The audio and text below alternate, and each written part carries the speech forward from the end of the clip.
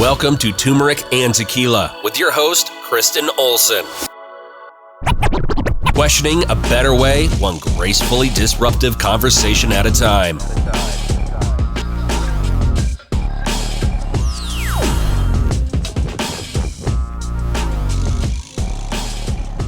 Welcome to Turmeric and Tequila. I'm pumped today because I have a friend of a friend, Debbie Scheer. We're going to talk about her life, her journey, what she does professionally, what she's going on, and she's a friend of Sarah Blanchard from Dear White Women podcast, and I knew Sarah from Gen K, so I have all these fabulous, strong females coming into my world to talk about their incredible journeys. So I'm pumped about this conversation. I don't tell a lot of background. I let you guys kind of tell your journey. So without further ado, Debbie, give us the life story. Hi. Oh my gosh. Wow. Okay. Well, thanks for having me, first of all. Yes. So the life story. Wow. I'll try and give the Cliff Notes version because I'm 52, so we'll be here a long time. She's got lots of interesting stuff too. So I'll say how I got to where I am today, which is I'm a humorist and an MC, an auctioneer, and a public speaker, and do some humor coaching, and we can chat about what that means. But how I got to comedy work, which is really the beginning, is I had been working in the nonprofit sector for 8 years, loving it. Okay. Loved the organization I worked for, the people I worked with, and the mission. And I then decided, my ex-wife and I decided at the time, we had adopted our first child, and we were thinking about adopting a second, that I would stay at home and be a stay-at-home mom, because the reality is what we were paying in daycare compared to my nonprofit salary. It's just the real deal. And so I did, and I stayed home for quite a few years. And then in 2013, out of the blue, she told me one night after dinner, I'm not in love with you anymore, and I want a divorce, and I'm moving out. And it was really, even you're shocked. And it's like not even your story, but it was really shocking and gut-wrenching and terrifying. And so what I decided is to try something that was maybe a little bit scarier than what I was going through, to take my mind off this first scary thing. And I don't think that's great advice. I don't know if I think that's a healthy coping mechanism. I mean, I can think of a lot of things I would have done, not that. I guess you're right. There are other things I could have done. And so I decided to try stand-up comedy. I'd always loved comedy. I'd written sketch comedy, but never did anything with it. And so reached out to a friend of mine. She connected me with someone who was running an open mic, and this host willingly gave me some time, which is I'm really grateful for that, and so gracious of them. They wanted, they love to have veterans and they love to have newbies, and I was such a newbie. So I think I had 3 minutes, maybe 5, which is a minute's a very long time on a mic when you're terrified. It just is. Did you, not to interrupt you, but did you do like public speaking before, or like any background in this? Because these are bold moves. I know, right? I don't know. See, I don't know. I was out of my mind, I guess, with fear, and that just drove me. I did some speaking, but nothing major. Nothing major. So I remember thinking before I got onto the stage for my time, I'm going to die. I mean, I really felt like I was going to have a heart attack. I was starting to have a panic attack. I mean, you're so vulnerable. Like, there's nowhere to run. And the lights are they're nicer than we have right here. Yeah, it was, right? Yeah. And this was in a fabulous queer bar, and so it was, Blush and Blue. And so I felt I know the people, I know the owners, so that part felt safe. But sharing your soul, and I'm going to be honest, this was, 6 years ago, I was doing some pretty awful breakup comedy, because that's all I was drawing from, and it was really just a way for me to feel okay. She deserved it. Oh boy. So I did it, and I remember thinking when I was done, and I went back downstairs to the basement, I survived. I'm still here, right? I'm still here. And that truly was really the catalyst for me believing I'm going to be okay. Like, this situation sucks. It's really scary. It's awful. It was thrown at me, unexpected, but I'm going to be okay. Yeah. Because look what I just did. And I didn't tell anyone that I was doing it. Oh, okay. Because I know most people would think you would want your peeps in the audience, but I honestly thought, if I crash and burn, which is more likely the thing that will happen, I don't want anyone here that I know. Yeah. But I had about 3 or 4 friends that found out. They came to support, and it was really great. Okay. It was really wonderful. Okay. I don't know if this relates at all, but Sarah, the founder of Spanx, she like kept her idea for a year because she didn't want anyone to talk her out of it. See? So I didn't know if you didn't have friends that would be like, let's do something else. Like, No. maybe let's not do this. I was lucky. I had all of my friends were super supportive. Okay. I think my parents at the time were thinking, Well, if you're already kind of in vulnerable space, Yeah. and then you're like put a spotlight on it, like they were that's worried. Yeah. You know, they're your parents, and they were really Yeah. worried about me. I was in a pretty vulnerable position. Yeah. And then from comedy, I kept going back Yeah, and just okay. kept doing it. But I quickly realized I was 45 at the time, 46 at the time. I was not going to be going to late night open mics. I had 2 It's kiddos. a different lifestyle for sure. It's a totally different, and it's a great lifestyle if you can do it. But let's be clear, I'm like tired. I want to be in bed by 8:30. I mean, 8:30 is pretty early, but I'm with you. If I could. I mean, not asleep, but I will absolutely get under the covers at 8:30, Yeah. and then I might be up till 2 a.m. But I'm Yeah. like in my bed. And so I also looked around at my community, and I thought there are a lot of things that are missing, and how can I bring what I think is needed to the communities that I love and care about? And I had been a sex educator for quite a few years. Oh, okay. And what I noticed was a lot of adults either were not getting good sex education as kids or didn't get any sex education. Now they're floundering around in adulthood. Yeah. And a lot of my friends in their 40s were getting divorced. And so they were re-entering the dating pool. Yeah. And I thought, I feel like we need a space where people can talk about this stuff and we can answer these questions. So I created a show called Sex Com, and I partnered with a brilliant person who has her PhD in social work and is really a sexologist. And we did a show where the audience would ask anonymous questions. They'd write them down on index cards, Okay. and she would answer them from a medically correct standpoint, but I would provide that comedic sigh of relief, right? This is like live Dr. Drew, but like Howard Stern spin. Yeah, I it love was this. awesome. Okay. We ran this show for 2.5 years. I mean, she's since moved to Michigan, Okay. but when she comes out, we'll do a show. That's so awesome. It's great. You'll have to let me know what it is, and I'll post all this I stuff. Because there's not on wood, there's an audience coming. We're still new. Yeah. But a few things have actually like happened off connections Yeah. and like connects. So That's how it works, awesome. right? Well, and that's still relevant because my crew now. I'm 39. We're getting to like the divorce stage. See? Unmarried, single still for me, but like I'm seeing like the flip of things, and it's Yeah. really unfortunate It that is. that's a piece of the combo. But It is. Yeah. And so from there, I thought, okay, there's still more that needs to be brought out into the light. And so I partnered with a woman who is really affectionately known as my comedy wife. And Love. she's a brilliant improv comic. I am here to say I'm terrified of improv. I am Really? a stand-up comic by trade. I love that. Okay. But I have so much respect for improv comics, and we created a show called Broadsided Comedy, an estrogen-fueled comedy show. Okay. And that was really to address women in their late 30s and beyond, to talk about things that society isn't talking about. So we wanted to talk about body image.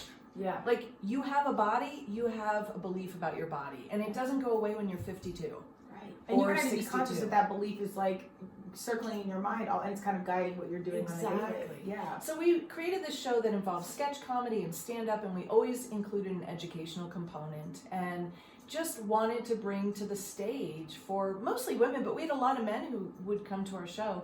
Let's talk about these things. Let's talk about how do you develop friendships when you're in your late 40s. Yeah. That's a Yeah. different thing. Yeah. It's And it's hard to so make friends. yeah, it was great. So How'd you guys get the word? I don't mean to keep interrupting you, but how'd you get the word out about these things? Like, how are people finding out where these Right. conversations were happening? Right. So we would, the first show that I did was at Blush and Blue, and so they helped promote. They did a great job. And Okay. then I would promote through my social media, network, my website.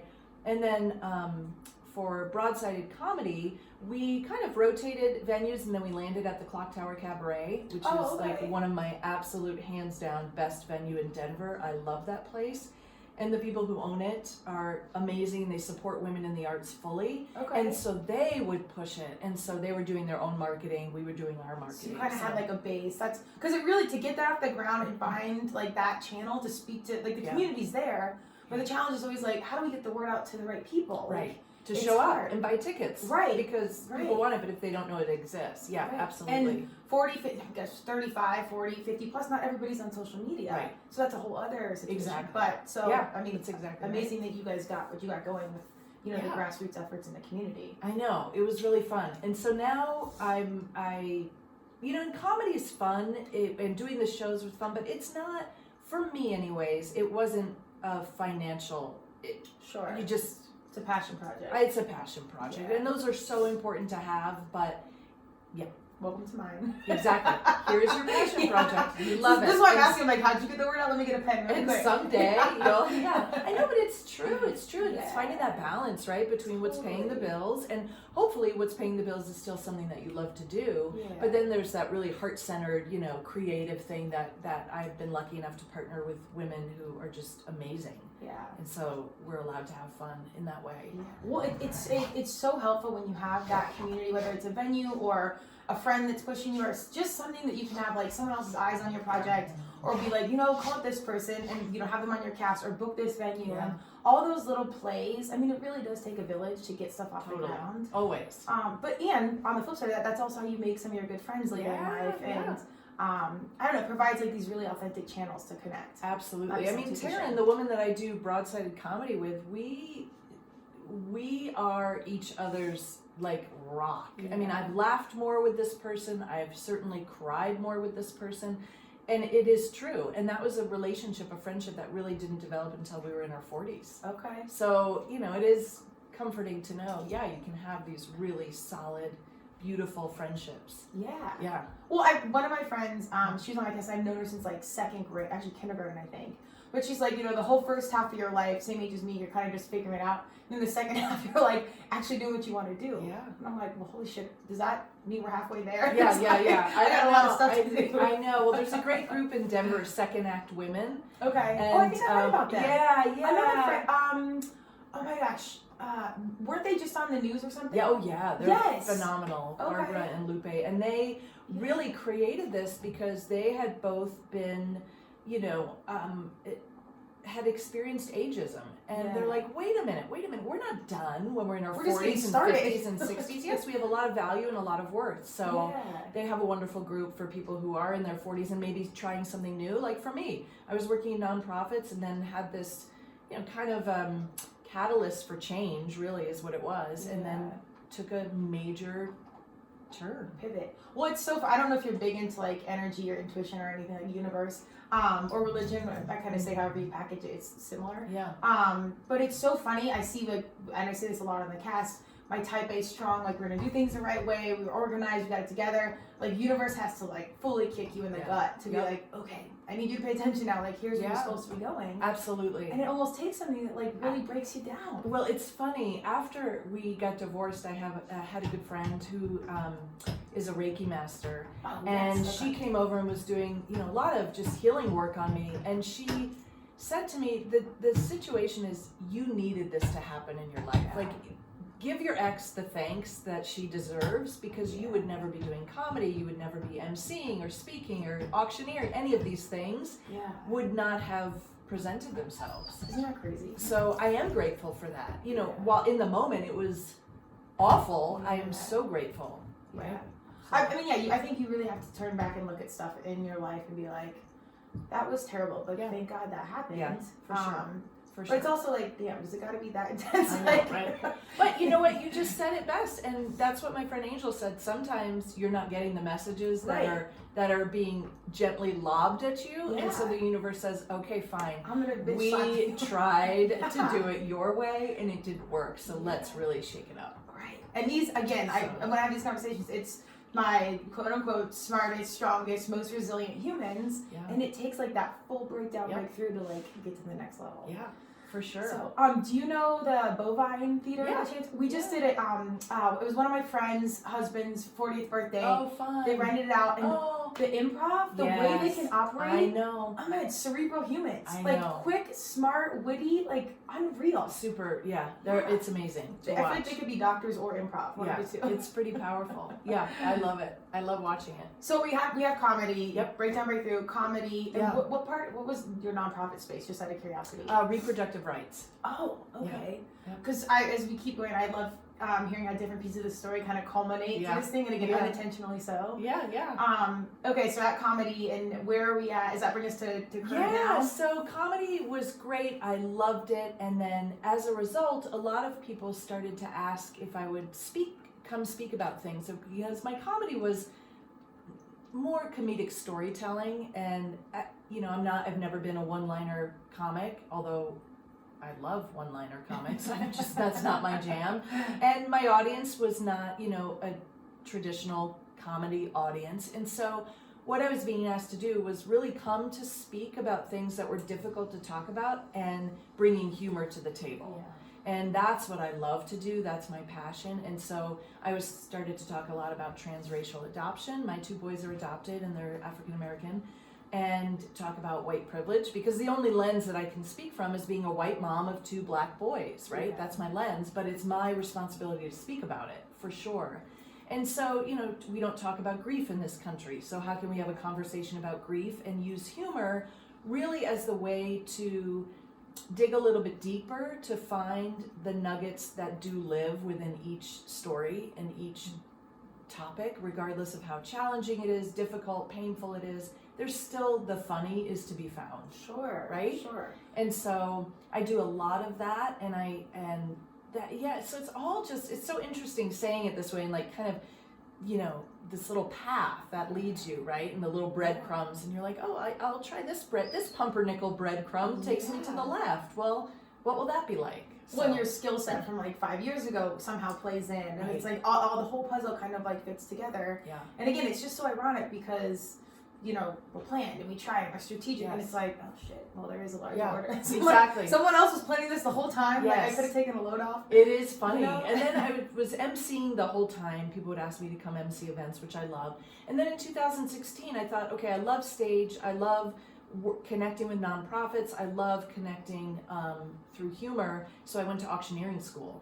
Yes, To get my which I found auctioneering. this very I fascinating. know. Is Tell that us, wild? It exists, tell us a little bit right? about it. Yeah. Yeah, I went to a great school, Worldwide College of Auctioneering, and one of the most amazing experiences of my life, where I learned some lessons that I didn't even know I needed to learn, right? That I thought I walked in and knew a lot about myself and walked out going, wow, that was such a powerful experience. Okay. And so more of an experience than just learning about auctioneering, because Sure.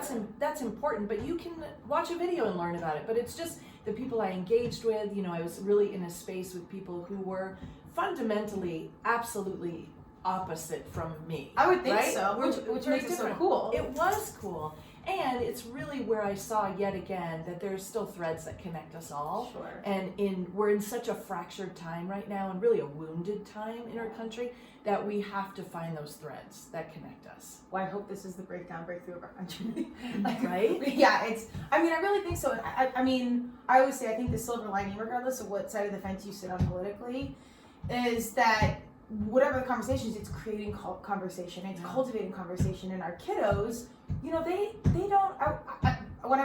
don't care in the way that they're open-minded beyond, our generation. Right. And they care about what's happening, and they're engaged, but they don't care what you're doing, who you're sleeping with, why. It's Right. like, we'll share an Uber, we'll share an Airbnb, we share everything. Like, Yeah. it doesn't matter. And so I think because of the political system, it's, cultivated these conversations to our young people. Yeah. And at this point, that's really what matters. I hope so. I hope so too. I mean- I hope they show up for the vote. Ooh. we got work to do. Yes. But We I saw a snippet this morning on the news that oh God, it wasn't Iowa, one of the states. Bernie came in number one, but anyways, New Hampshire. I think so. Mm-hmm. And they had 3 times the amount of voters. Don't quote me on anything. Sarah's podcast, they're so good about We stats. won't quote you on Yeah, anything. I was You gonna can say. basically just say whatever you want, This and is like Wikipedia nobody's 2.0. going to fact check you. Okay, good. That's our plea. Don't fact check anything that's said from this point on. Ever, like forever. Sarah and Sasha were here, because they're so strategic, They're very- so yep, smart. And I think absolutely. they were looking at me like a wild beast, like, okay, she's 60% accurate 100% of the time, so we'll go with that. Yeah. But anyways, I have faith that our young people are showing up. Mm-hmm. So we're getting a little bit, and there's my kids. We have two We're always in the really background. adorable dogs. Yeah, I always let them just be in the mix. Usually Cleo's sitting under us. But tell us a little bit about this. Okay, well, actually, sorry. Let's get back really quick just to auctioneering. Yeah. Tell me a little bit about like that community, because Yeah. I'm totally stereotyping it as like the stock show, Right, and absolutely. all of that. Well, I mean, and there were people in my class, you know, there were third generation auctioneers who grew up in the cattle industry Okay. and, you know, started auctioneering or listening at the age of 4. Right? How cool is that to have this like multi-generational experience for your family? So there are cattle auctioneers, there are auto auctioneers, there's, you know, art auction, real estate auction. Yeah. So it really runs the continuum, and each has a different vibe, I think. You know, cattle auctioneers are what you probably historically are thinking of: incredibly fast, incredibly fast talkers. Same with auto auctioneers. But then when you look at art auctioneers, well, they can't really speak that fast. Right. It's a different beast. Right. And I'm assuming same with real estate. That's not what I do, but I work with nonprofits and schools, so I'm a benefit auctioneer. So, like fundraisers and stuff? Yeah, exactly. Okay. So all I do are fundraisers. Oh, okay, yeah, cool. And I love it. And I work with clients, and really I strategize with a client to set up their one-time event to be the most successful as possible, because there are so many, and you don't know it until you do it enough and you're in it. There are so many just slight missteps when planning an event that can have really major negative consequences. And those slight missteps, or you can take just a small step in the other direction and it just opens up the world of fundraising. So I love that part, being very strategic. And so you almost consult alongside performing always, the service. Absolutely. Awesome. Yeah, okay. Yeah.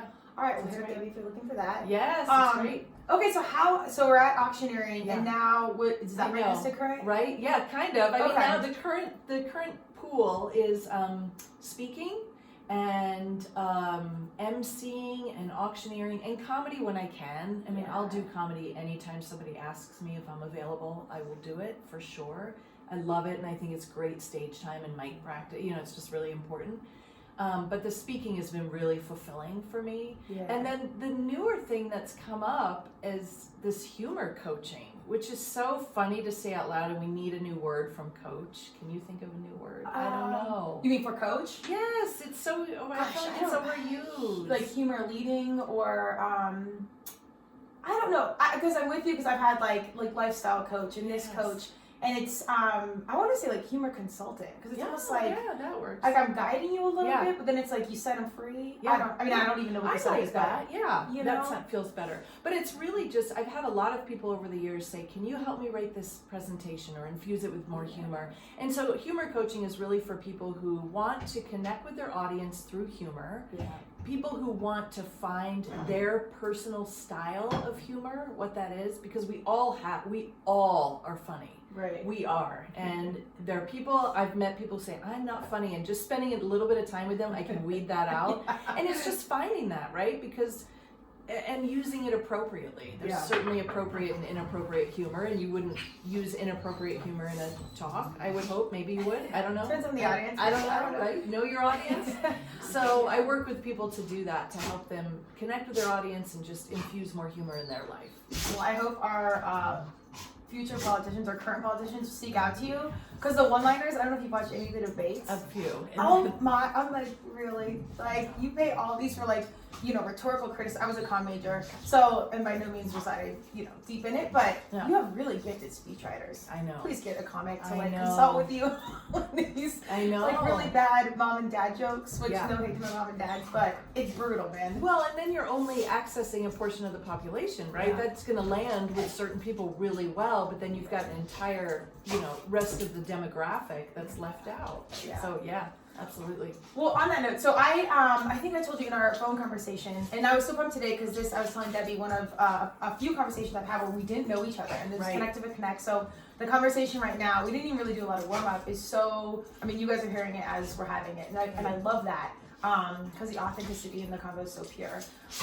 And one of the other people that I interviewed, Elise Smith, we talked about fatness fiction, incredibly, I think 2 PhDs, really smart human being. But as I was speaking with her, and we were at an event, and she was the MC, and it was the theme was be golden, unapologetically authentic. Yeah. And we conversated around, you know, racism, colorism, fatness fiction. Like we got into it. Yeah.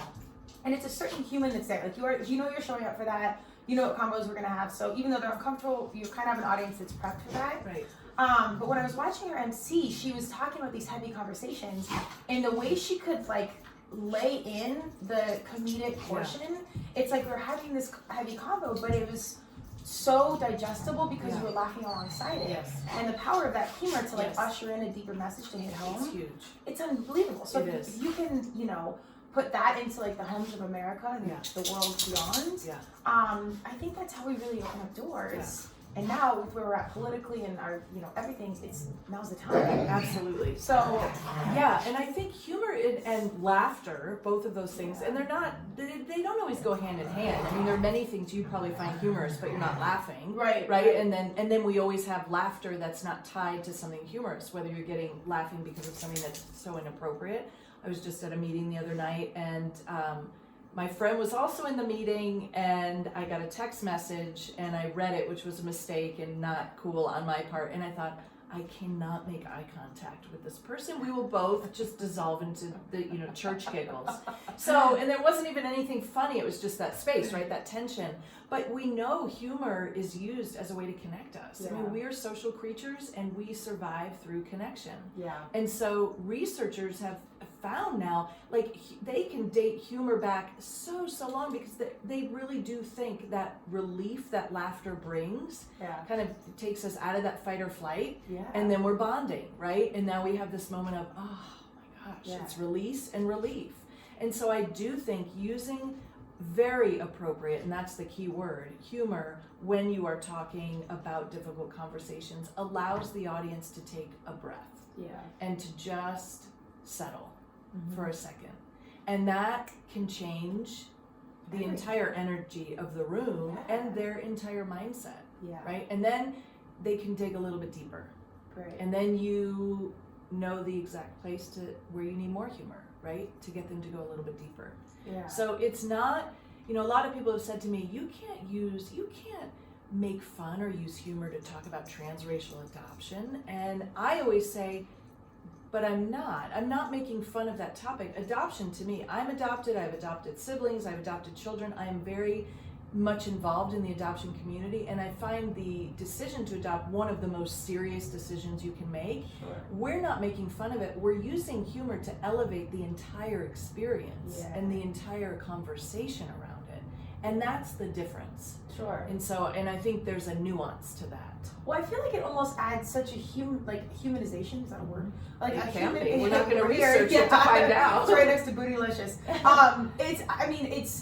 I do think humor is so important, and when you speak from that space and you have the ethos of like I can, you know, not make fun of, but like laugh about white women's behavior because I'm a white woman. Right. And like the things that, you know, we do, Starbucks and Ugg boots, and again, when it's appropriate for that conversation. But I do think it's important that we pull back and like there are funny things about stuff we do. Like if I have 3 brothers and they're man beasts, like there's funny things about that. Absolutely. And yes, I do think it's a bonding point. Right.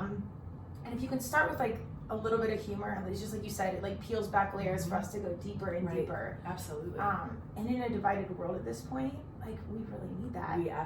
We need to figure out a way to reconnect Yeah. because we are so fractured. In fact, I was just, you know, in social media, I know gets a bad rap.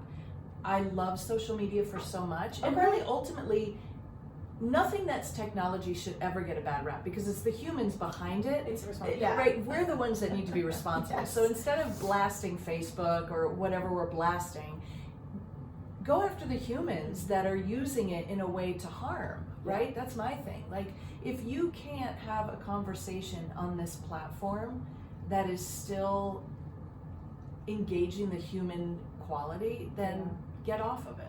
Well, and I think that starts a step before, like our kiddos. Like, what is the conversation? What are we teaching our kids at home? What are we teaching them in school? What are we teaching them at practice? What's happening off of social media that's inspiring this or you know, contriving this behavior? Because there's a step before that. You know, it's how are we raising our kids essentially. That I think is such a big piece of the puzzle. And I said this a lot on this cast, my major passion point because I'm a branding marketing professional, and old school philosophy, if reality is nothing more than applied meaning, we kind of construct all these things, put it together. Who's creating that? Right. If our kiddos are digesting this stuff, they have cell phones, at 6 months, then they're drinking in literally these ads and this perception of their reality from Instagram or computer or YouTube of kids unwrapping toys. Now we've lost control literally of what they're learning. So with that, how do you, kind of having all the experience you have, mother of 2, 8 and 12? 9 and 12 and a half. 9 and 12 and a half. Oh, that half's huge. That's big. Well, it's huge to him. Yes. I mean, for sure. He's like, and now it's even, he's going to be 13 in June, which is, wow. Oh, you're a teenager. Yeah. You're driving in 3 years? Well, so he thinks. No, I've explained to him, let me talk to you about your prefrontal cortex and why there's no reason any human should be behind a car until they're 25. Really. I completely agree. Well, I told both my kids, once you can navigate the, transit system, once you know how to use light rail and the bus system to get to and from, then we'll talk about acceptable a vehicle. I think that's it's terrifying to me, really. I'm just buying time. I have no idea what to do. Well, I know I'm older when I get back around, because I'm like, 16 wasn't that long, far ago. Then I get around a 16-year-old, I'm like, oh my goodness. It hit me hard when we went to his middle school open house. Now, excuse me, it was in the summer, it was hot, and I remember walking in those doors, and it was just a sea of 6th, 7th, and 8th graders, and I thought, what is that odor? Like, and it's hormones. My eyes were watering, and I looked around, and the parents could smell it, but oddly, none of these kids made any like physical anything that they were literally just functioning in a sea of body odor, and I thought, whoa, and there's no AC in these old schools. I thought, okay, my new job is going to be to stand outside the school every morning and just hand out deodorant to whomever needs it.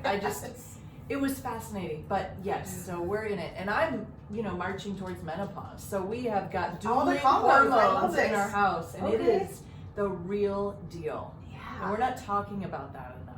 Oh well, so how does humor literally overlay? So you don't have to get into specific combos, but like how has all your experience, sense of humor, like God-given skill set and now learned skill set, how has this been applicable for parenthood, especially for young boys? Well, for me, it's allowed me, I have been told that I might have some control issues. I don't know who these people are. Break the universe is already, we have the picture painted. I don't know who these people are, but clearly they're not friends of mine. But so, I have had to use humor because you have to let go of control when you're a parent. You just have to, or you are going to lose it in multiple ways. And so it's really just those moments that are so difficult and challenging. I really try to find something funny, and usually I'll write about it and create it that way and just say, okay, we're gonna be okay.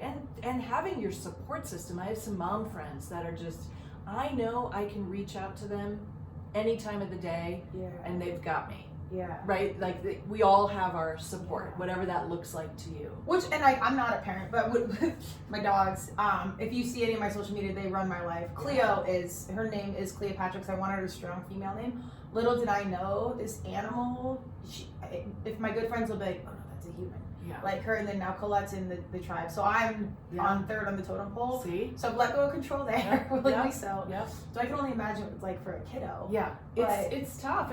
And luckily my 9-year-old is really a hilarious guy. He just auditioned yesterday for the school talent show, and he wanted to do comedy. Oh my gosh. Yeah, he and a buddy of his wanted to do comedy, and so I was super excited, right? And I have this little karaoke machine. I said, well, we're going to learn how to talk on the mic, and where are you going to hold the mic, and let's talk about pause and emphasis on words. And he picked up on that immediately. But what I spent the majority of the 3 hours doing was trying to convince him that while he finds the word diarrhea hilarious and bathroom humor, I am 52, I still think it's hilarious, it might not be the perfect place to do it at the school talent show. Acceptable. And he couldn't figure that out. Why? And I said, Well, you want to drop the word diarrhea into all these jokes, which actually have nothing to do with the bathroom, and so it just seems strange.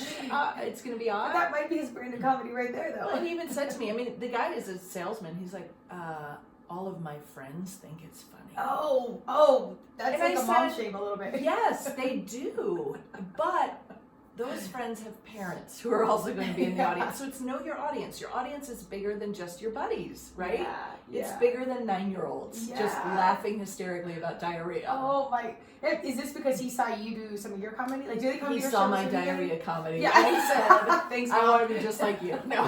PTO's calling right now. Exactly. He, oddly enough, they make fun of me doing comedy. Okay. Unless they feel it serves them. So I had like an article written once about me in a magazine, and they found that, and so that made them feel proud. But most of the time, it's a place of embarrassment for them. Well, I mean, isn't that every kid? Every job, like, right? I think that's a sign that all things are good. Like, Yeah. things are normal here. Like, we're good. And my older son, he's the one who'll just shrug. I mean, because really four words an hour is max. And he'll just say, you're not really that funny. His job right now is to just take me down all the notches that the oxygen I breathe is problematic. The way I chew my food, I cut my meat. It's like, I see where we're at. I see where we're at. Here we come. I Like, the know. golden years are coming right at you. Ooh, The preteen is, I know, look alive. It is it's really awesome, and I love them, but there are moments where, we don't talk about that. Like the moments, our culture has set it up to be a super mom, or you're nothing, right? Well, and I like that you just said you have like this crew of mom, because again, I'm not a mom, but dog moms, I don't know if there's mom shaming there, but I think a lot of moms strive to be like this perfect situation and have a job and be a spouse and do all this stuff, and I can barely keep my small world together. I don't know how you do it, so I was happy to hear when you say you had a crew of moms, you could be like, I do. Okay, this is happening, what do I do, or whatever the conversation And it's might be. usually just crying. Like we Marco Polo a lot, which Oh, that might be totally out. I don't know if that's No, I in love it Marco or- Polo. okay. Yeah, and they stay forever, which is dangerous but awesome. This is problematic. Yeah. But okay, that's good to know moving this point forward. But Yeah. and so we'll Marco Polo each other, and Okay. just sometimes we're sobbing, and sometimes it's just the real deal. Yeah. And our culture says unless parenthood is so hard, you have to drink your way through it. Yeah. That's another message. Yeah. That is really a problem. And I'm very open about this, I was that drinking mom, big time. I was that mom that sat on the front porch on the median with the other moms as our kids played when they were younger, and we'd say 20 more minutes, which would be 3 hours because you finished off 2 bottles of wine. Yeah. This is very common among mom culture, and I don't drink anymore. I've been sober for over a year and a half. Congrats. But it has been very interesting to be sober and look at it through that lens. Interesting. Right? Okay. Because when you're in it, I was going to Costco and buying my alcohol. I mean, I think that's got to be Costco's like main revenue piece. Let me tell you, when I stopped drinking, I'm pretty sure they like lowered the flag halfway, and they're like, "Oh, this is tragic. Like, we got to get her back. We've lost our biggest client. We're gonna have to close our doors." Yeah. I mean, and I joke about it, but it's pathetic, really. It's really, sad to believe that the only way to show up as a parent is to have had a couple of glasses of wine. So it was that. No, again, my friends are parents. I come from parents, and like drinking was always normal, like around in my household. Yeah. But then we also had athletics. Like there was balance to it, intentionally or not. Yeah. But now I do see like Stapleton crew, not to call it Stapleton. That's where most of my friends as moms live. Mm-hmm. It is like and they all live close. So it's like drinking at the pool, great. drinking at I whatever. loved it. Yeah. I loved it. I'm not going to ever say that I didn't love it. I loved the relationships I had with moms, and some of those have gone away. Oh, okay. Because, I find that when you stop doing something that other people are still engaging in, even if you never say a word about it, they start to question themselves. Yeah. And the easiest way to avoid that is to just not be around you, right? Yeah, I get it. yeah. I get it. I get that. Which, that's okay. It's the way it is, Your life moves forward. Absolutely. I did a whole cast with my friend that I knew from kindergarten about alcohol. And she's like, her sister had quit drinking. Some people drink, some people don't. Usually people think the cast is about drinking. It's really the juxtaposition of like health and fitness. Right. And we'll have tequila here and there. But, of course. But we talked about like this whole conversation of alcohol, how it's so infiltrated into our world. Mm-hmm. And then that kind of kicks us back. Well, shoot, is that marketing? Because we are getting these messages so early. Yes. Or is it because we grew up that way? Like, where is it coming from? And to not drink is so like it's the minority, but not really, but just perceived minority of things. Yeah. And it's hard to have the conversation of, oh, you don't drink. Well, do you want water? Do you want? Know. It's well, and it's really hard for people who don't drink to go out now. I have a good friend, Emily Schrader, who just founded Bar Zero Denver. Oh, and okay. they're a sober catering company, and their goal is to open up a dry restaurant and bar. Wow. Because there is a need for it. And even my Sure. friends who drink have said to me point blank, I would go there just because I don't need to drink every time I'm out. So if they have great food and it's maybe a little more quiet, the environment, I will absolutely support. So things are changing, things are shifting and popping up, and there are a lot of great bartenders throughout town that are doing like mocktails and mixology events, which is really cool. Sure. Because I love water, thankfully, so I'm okay. But you know, every now and then I want to go out and have like a cool drink. Well, I'm LaCroix with like a twist of juice and a rosemary thing. So I mean, there's all kinds of good stuff. Yeah. And even if you're like not a non-drinker, there's many points in my life where I'm cutting out alcohol for training. Yeah. Or you know, something big the next day, or detox, or who knows. Right. But from a business standpoint, your margins are so huge with serving alcohol. Yeah, I don't know how a restaurant would like make it without it. Truthfully. So that would be interesting. But wow, that's cool. Okay. Yeah. Well, and good mocktails cost almost the same. That's true. You know, I did a fundraiser for this event, and they had, I think, 6 or 8, I can't remember, of some of the best restaurants were represented, and they sent their top of the line bartenders, and they created drinks, and then they were judged, right? We had some celebrity judges, and the audience got to judge their favorite drink. And these drinks, I kid you not, the quality and the ingredients, they're probably $8, $9, $10, $11, $12 drinks. Okay. I mean, but I hear what you're saying. Like, who's going to fund something where it's just soda water, you know, $1.50 here and there? I'm not saying it couldn't happen. Yeah, no, I'm just saying traditionally, because the real estate downtown, I mean, it costs so much. You're right on all of that. And that is the biggest margin. That's where the biggest markup comes. So. But then you also don't have a liquor license you have to deal with, so that's another beat. I don't know. I'd be curious to hear more about that. I'll keep you updated. As things progress. So. I love it. Well, so we've got humor happening. Right? We've got mom. Yep. Any other like side projects happening that's applicable? That's kind of like tied. Because again, I love how like there's this underlying base layer of humor of all things, and now it's just like it's almost like the main mission's coming to fruition. Yeah, it always involves humor. I'm actually starting a new open mic called Moms on the Mic. Okay. And the reason why I'm starting that is I have been having a lot of conversations with moms really in their 40s and beyond, although I could see this happening mid-30s and beyond. And they've been a mom for X amount of years. Maybe their kids are now off to middle school, which is an entirely different level of parenting, right? Okay. Their need for us, their perceived need for us is much less, right? Our need for them, whoa. Yeah. I was floored, just to take a little sidestep, floored at the grief I felt with my son going to middle school. Wow. And loss, and how we're not talking about that, right? Like, let's unpack that a little bit. I mean, it was really fascinating. I have my youngest who's in 3rd grade. He needs me at a level that he's needed me. And then my, 6th grader goes off, and it's just a totally different experience. And he's moving into this teen, and he's trying to kind of separate, right? Yeah. But we don't talk about that disconnection. Right, that they're naturally doing because they have to. It's a good thing. Yeah. But when the parent isn't necessarily ready for it, it's a lot. Okay. And whether that's right or wrong, this is where I always push back on, and I have a lot of friends who are in psychology, and they're like, but this is a good thing. This is what they're supposed to do. Yeah. I hear that, and yet it still hurts. Sure. So let's talk about that, right? Let's talk about what does that mean? And for a lot of moms, it means, what do I do now?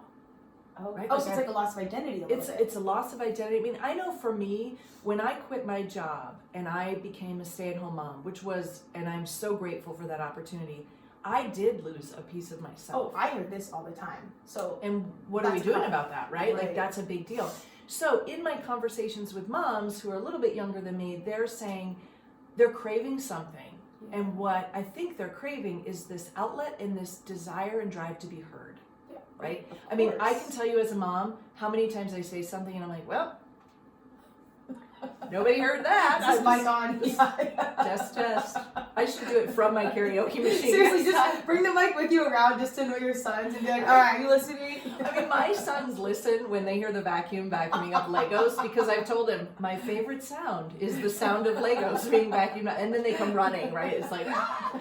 But these moms are saying, I have stuff to say, and I want to be heard. And I thought, well, no better way than to create an open mic for moms. Oh, dude, you have all the skills. This is perfect. It's like, okay, we're here. Come on. So we're doing it. It's going to be February 24th, which is a Monday. You have like it's happening. It's totally happening. Yeah, okay. You should come check it out. I'm here. I'm watch.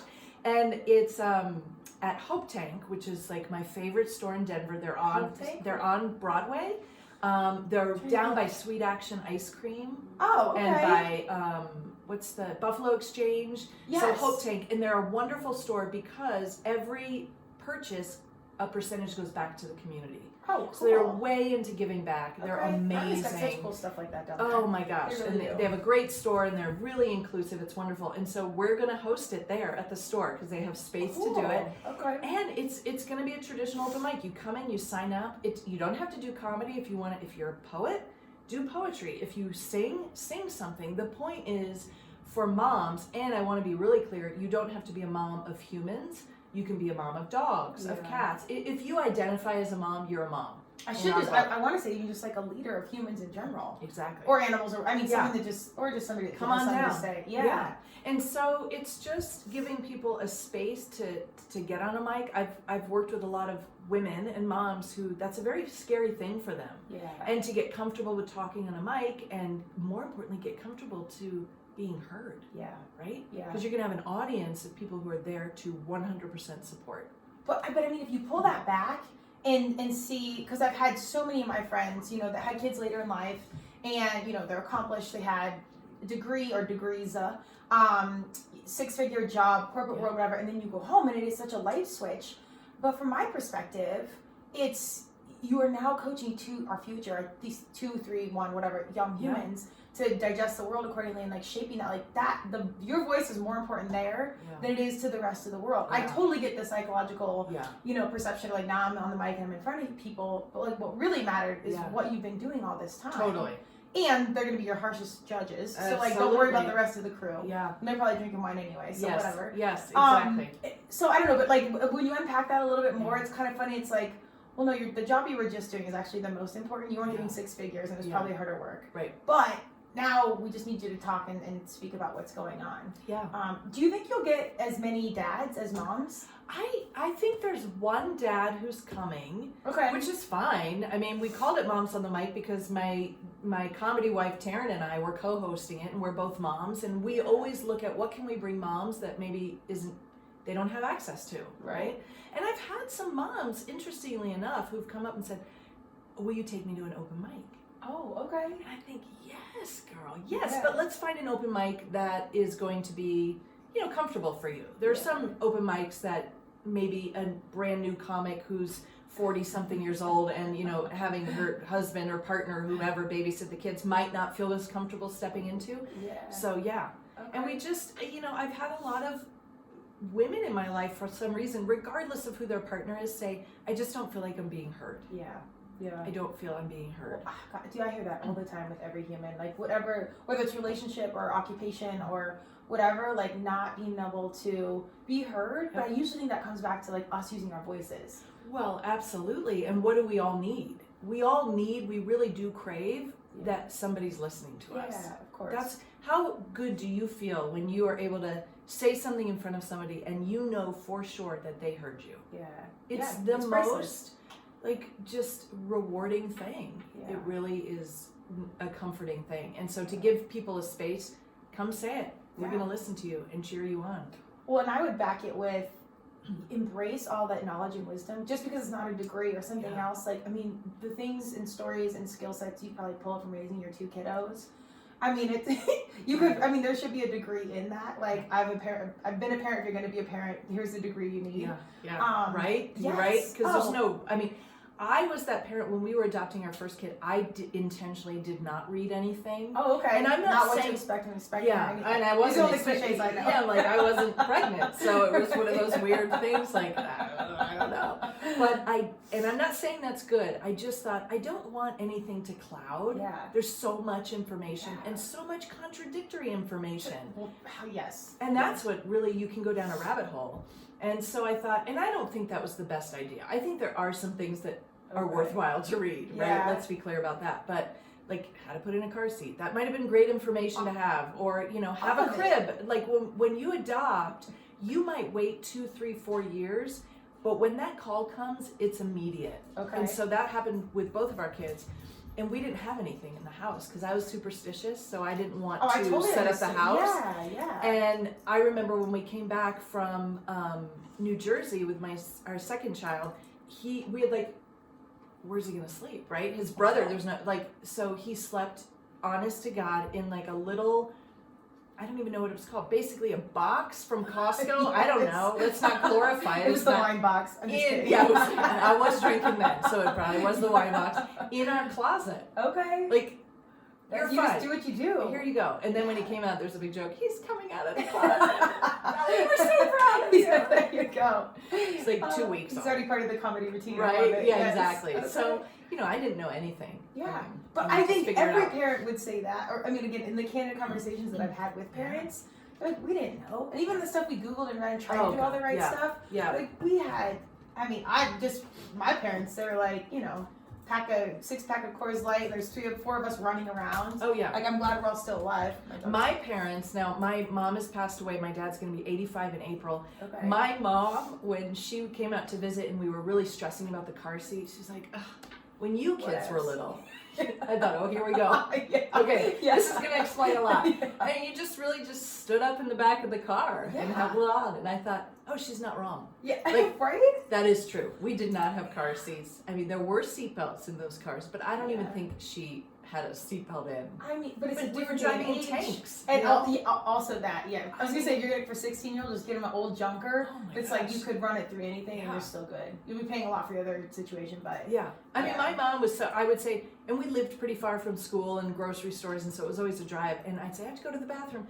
Well, there's a potty in the back. And we'd crawl, the station wagon, crawl over the 3 seats into the back and go Seriously? to the bathroom Oh. while we were driving. okay. Maybe that's what we need to market is potty in the car. So, I don't know. I'm just going to say hats off to my mom because now I am that person that can go to the bathroom anywhere. Oh, yeah, okay. Anywhere. Camping, doesn't matter. Parking lot, I don't care. Give it to me. Throw it at me. No the problem. life skills you learn. But, and it's not Who that knew? our parents weren't trying. Like, my mom was a stay-at-home mom, and God bless her, 4 kids, Yeah. 3 boys. That was our 4 kids. Yeah. No easy task. Oh, good. This is perfect. We have one squeaky toy. You have music. Then we got on your this podcast, which is super perfect. cool. This is the one squeaky toy we have. Oh, look at and that face. She's right here too. Can we get a different toy? No. But yeah, it's not that our parents, I don't think, weren't trying or whatever. It's just the lax days of cold ways around it. Yeah. But I almost think that's kind of good to take note of too, because we can't be so controlling of No.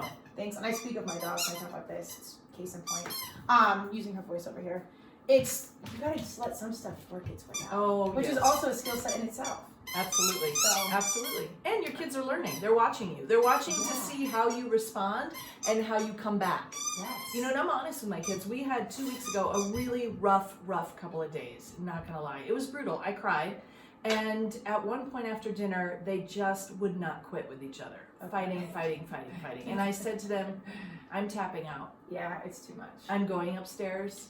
You guys can wrap up down here, which I know means the next morning I'm going to come down. There's like, what in the A hell hole in the happened? wall Who and- invited the 16 hippos into the house? And like, seriously, I came home the other day and I looked outside on the back table. That's, got however much snow we got.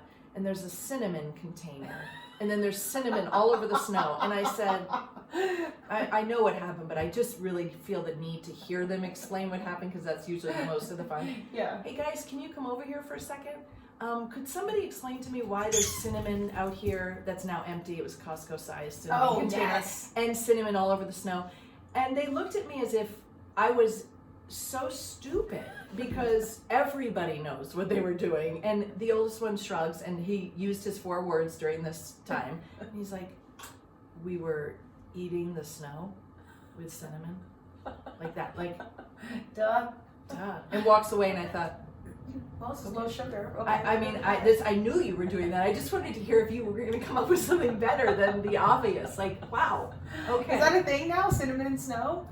My oldest loves to cook, and Okay. he will just try the weirdest things. My rule for him is cook whatever you like, but you have to eat it. Oh, okay. You have to at least try it. That's my rule. And he'll walk around with cinnamon sticks in his mouth, Oh, and then okay. like he'll try. I don't know what he tried the other day, and I remember watching him take it on the spoon, and I thought you might want to back out of that just a little bit. Oh, Just like one way to learn. there you go. Okay. Yeah. So is cooking kind of like his jam? He's more of a scientist. I don't know. Cooking Oh, gives well, that the kind of image overlays. that it's edible and you can eat it after. He will cook dinner. You know, if I say, Okay. hey, can you figure out dinner for Thursday? He'll come up with something. Okay. But yeah, but he's Interesting. more into like, let's raid the spice cabinet and see what kind of weird experiments we could do. Cinnamon snow. I've not heard that. That's Cinnamon funny. in the snow. Yeah. Okay. So I mean, that's I guess duh. It's We've had a plethora of snow, so eat your heart out at this that's point. what I said. I mean, you Holy could cow. shovel it while you're at it, but Okay. obviously not. You're just gonna put sprinkle cinnamon around and eat it. That's fine. I'm actually a huge cinnamon fan, and it's very good for you. So they're on the Yeah. right track. But it really does get into everything. Like every time I put it in my coffee, and then somehow it's all over the counter. yeah. It's It like gets glitter. everywhere. Yeah. Yeah. Which I also love glitter. I mean, so Yeah. between cinnamon and glitter, you got to be Yeah. careful at the See? dollhouse. Yeah. Yeah. Exactly. But it's good times. All right, well, I'm gonna be sensitive of time. Debbie is a bright light. I so love how like the journey. Thank you for being so transparent and honest about all of it. absolutely. But how your journey has kind of culminated to right now, and I can't wait to see even like maybe like 6 months to a year from now, what transpires. And I'm so happy to hear that you are guiding two of our young humans' lives thank and you. kind of putting that into the forefront. They're not quite as happy with it, Well, but they'll be okay. well, said That's- every kid ever. I It's mean, just the universe dealt them me as the card. So I love it so much. There you go. I think if they start to see some of their friends' parents, so that mom's not that bad. Yeah, like, she's we're, okay. we're down We'll with mom. we'll keep our moms. Yeah. She lets us eat cinnamon snow and do the hippo thing When at night. she so. doesn't know. Yeah. Absolutely. Well, thank you for having me. I loved Yes. it. It was great. Before we go, where do we find you? Give us social Yeah. media, email. And she has hilarious emails she sends out. I've only gotten a few, I think, but it's about the kiddos and subscribe. Yes. they're So really good. you can find me. My website is DebbieScheerSpeaks.com. And if you want a weekly dose of humor, and they're really easy, it's like a 30-second read. You just subscribe to it, and you'll get that once a week, and hopefully it'll give you a little giggle. And then Facebook is Debbie Scheer Speaks. Instagram is Debbie Scheer Speaks. It's pretty much and I'll post all of this the as common well. theme. Yeah. And your event one more time, February 24th. Yeah, you said? February 24th at Hope Tank, which is an amazing store in Denver, and it's Moms on the Mic. So if you're a mom, come on by. It's $10 ticket because half goes to We Cycle, which is a great organization. Also, if you bring diapers, new, please, not used, diapers, Hope Tank will give you 10% off a purchase. Aw. And then the other portion of the proceeds will go back to Hope Tank to continue the work that they do in the community. So Wow, it's a great okay. event, which also has kind of a yummy feel to it. So. Yeah. That's amazing. I'll try and get this up before then. Yeah. Oh, I have fantastic. semi quick turnover. Great. But we'll try and get it. February 21st is actually my mom's birthday. So Oh, I'll remember. yay. I know. Yeah. But I'll definitely come check out Yes, events. please do. We've got an event tonight at House of Pod. I don't know if you've ever heard. Sarah Blanchard. They highlight different guests. I think it's women in business or something around podcasts, but she's interviewing them. So it's I tonight. love it. I won't have this up today, but you're more than welcome to come. It's 5:30 tonight at House of Pod. Okay. But it's this really cool community of like Denver, like businesswomen, I want to say entrepreneurs, I love leaders kind of coming together. Okay. So we'll definitely come see what you have going on. Yeah. But thank you Fantastic. for Well, spending thank time and you. energy. And I'll keep the audience updated on what's I happening. appreciate it. Thank you. Thanks for doing what you do. Yes.